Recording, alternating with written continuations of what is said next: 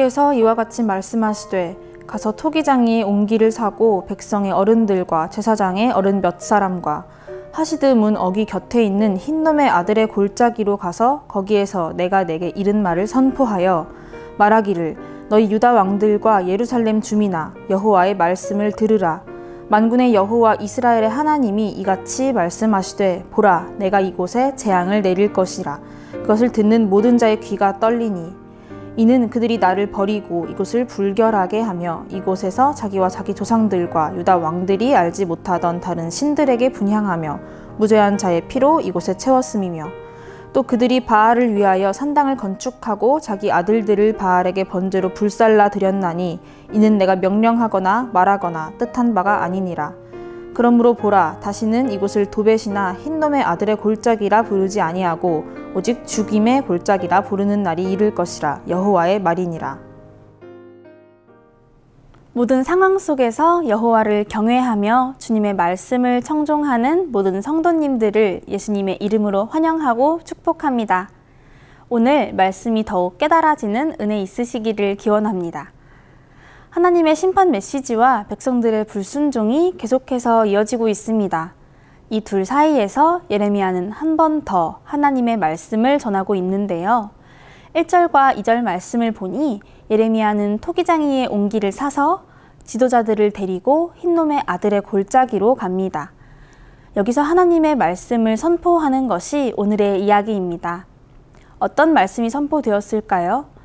하나님을 버린 죄, 우상 숭배한 죄로 인해 하나님께서 재앙을 내릴 것이라고 무서운 경고의 메시지가 전해지고 있습니다. 우리가 흔히 쓰는 표현 중에 엎질러진 물이라는 말이 있죠. 이미 일어나 돌이킬 수 없는 일이나 상황을 가리키는 표현입니다. 오늘 본문 속 유다 백성들의 모습이 이미 엎질러진 물과 같았습니다. 하나님은 예레미야에게 함께 있는 사람들의 눈 앞에서 가지고 있던 옹기를 깨버리라고 하시며 그들에게 심판을 선언하셨습니다. 깨진 옹기라는 표현도 유다 백성의 죄로 인해 드리워진 심판이 돌이켜질 수 없음을 보여주는 것입니다. 하나님은 2절 말씀을 통해 예레미야에게 하시드 문 어귀 곁의 흰놈의 아들 골짜기로 가도록 하셨는데요. 흰놈의 골짜기 또는 흰놈의 아들의 골짜기라고 불리는 이곳은 도벳이라고도 합니다.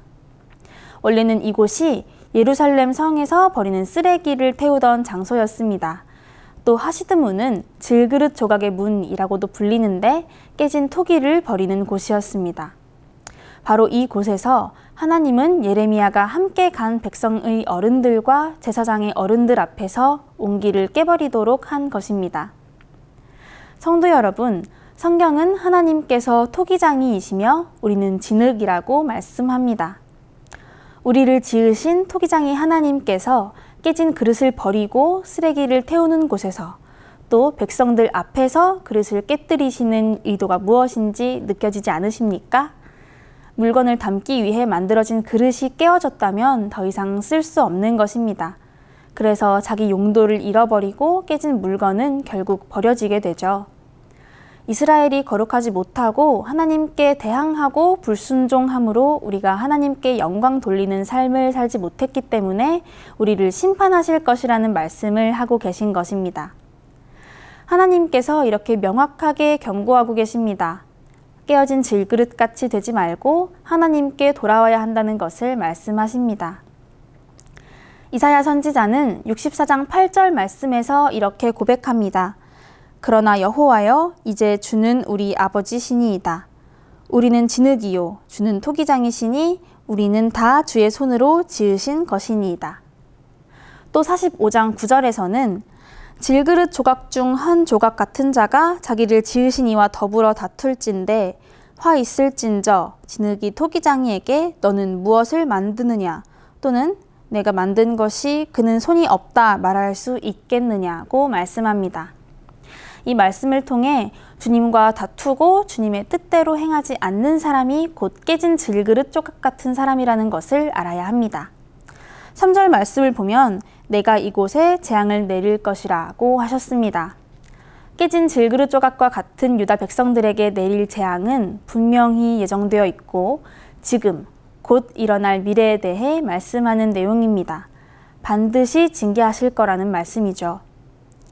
하나님은 토기장이가 자신이 원하는 모양대로 옹기를 빚듯이 타락한 이스라엘을 심판하시고 새롭게 하실 수 있는 창조주이십니다.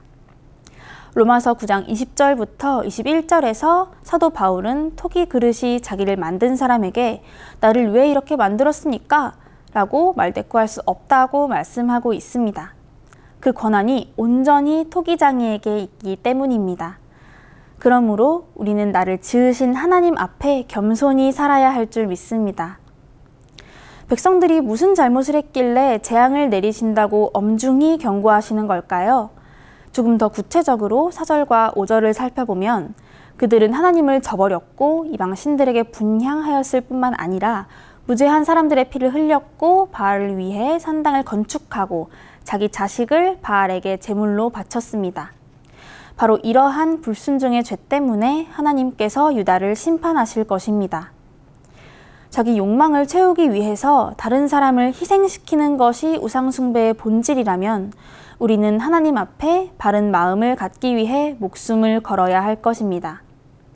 우리가 살아가야 할 모습은 우상숭배하던 이스라엘 백성들의 삶이 아닙니다.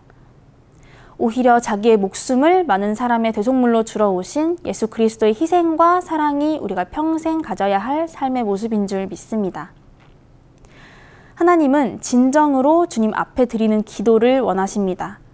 그렇게 드리는 성도들의 기도를 하나님께서 향기롭게 받으십니다. 다른 신들을 위해 피우는 향을 결코 원하시지 않습니다. 하나님이 원하시는 것은 애굽 땅에서부터 가나안까지 인도하신 하나님의 은혜를 백성들이 기억하고 찬양하며 드리는 예배이지 헛된 우상들에게 자기 자식을 제물로 바치고 예배 처소를 세우는 우상 숭배가 아니라는 것입니다. 하나님의 성품을 아직 잘 알지 못하는 분들은 사랑의 하나님께서 어떻게 자기 백성을 심판하실 수 있냐고 말하실 수 있습니다. 그런데 하나님은 사랑이시며 공의로운 분이라는 사실을 안다면 오히려 죄에 대한 징계가 우리를 향한 사랑이었음을 분명하게 깨닫게 됩니다. 자녀가 잘못된 길을 갈 때 낭떠러지로 가고 있다면 그것을 보면서도 그냥 내버려둘 부모는 아무도 없을 것입니다. 크게 외치고 혼을 내서라도 죽음의 길을 가지 않게 해야겠죠. 하나님의 마음도 이와 같습니다. 그래서 계속해서 기다리며 기회를 주시는 것 아닐까요? 하나님은 에베소서 5장 5절과 6절 말씀을 통해서 불순종하는 자녀들에게는 하나님의 진노가 임한다고 분명하게 말씀하고 있습니다. 우리는 매일의 삶 속에서 하나님께 대한 순종과 불순종의 기로 앞에 놓여 있다는 것을 깨닫고 순종을 결단하며 순종의 길을 걸어가야 하는 줄 믿습니다. 사랑하는 성도 여러분, 우리는 오늘 말씀을 통해서 자신의 욕심과 형통을 위해 하나님을 버리고 우상을 숭배한 유다의 죄로 인해 돌이킬 수 없는 심판이 예고되었음을 보았습니다. 이 엄중한 말씀은 예레미야 시대에만 주어진 옛날 이야기가 아니라 지금 이 세대에 나에게 우리에게 주시는 경고의 말씀으로 받기 원합니다. 하나님을 버리고 나의 욕심대로 사는 우상숭배의 삶의 끝이 어떠한지 우리는 말씀의 교훈을 통해 바르게 배우며 죄악이 가득한 이 시대를 위해 기도하기를 바랍니다. 흰놈의 아들의 골짜기 앞에 예레미야가 있었듯이 이 땅에 우리들이 있습니다. 하나님은 이 땅의 회복을 위해 기도할 사람을 찾고 계십니다. 언제나 순종함으로 주님 앞에 기도하며 나아가는 저와 여러분, 모든 성도님들 되시기를 예수 그리스도의 이름으로 축복합니다. 기도하겠습니다. 하나님, 우리가 버려질 깨진 질그릇이 아닌 하나님께 쓰임받는 그릇 되길 원합니다. 우리를 창조하신 하나님의 뜻을 기억하며 그 은혜에 감사함으로 드리는 예배를 기쁘게 받아주시옵소서. 우리에게 있는 죄가 드러나도록 주님의 빛을 비춰주시고 서로가 서로를 위해 사랑으로 기도하도록 이끌어 주시기를 구합니다. 모든 것의 주관자 되시고 사랑과 공의의 하나님, 내 욕심을 위하지 않고 하나님의 말씀에만 순종하는 우리가 되도록 하여 주심에 감사드리며 예수님의 이름으로 기도드립니다. 아멘.